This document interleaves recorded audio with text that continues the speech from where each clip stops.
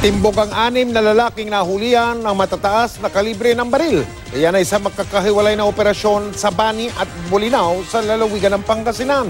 Narito ang pagtutok ni Bam Alegre, eksklusibo.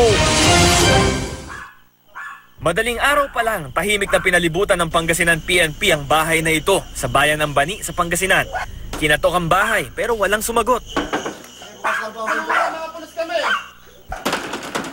Maya-maya, sumiwang ang pinto. Napasok na pala ng mga pulis ang bahay mula sa likod.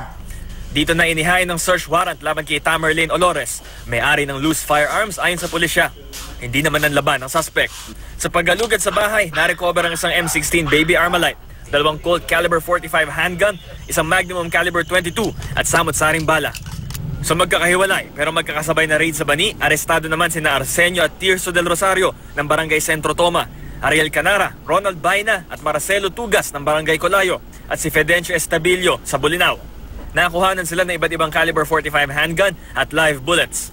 Nakukuha na nahuhuli natin itong mga, itong mga loose firearms na to. At the same time, ang pinaka-importante yung nami-maintain natin yung peace and order dito sa ating area of responsibility. Malaking negative na impact nito, kasi pwedeng gamitin sa krimen.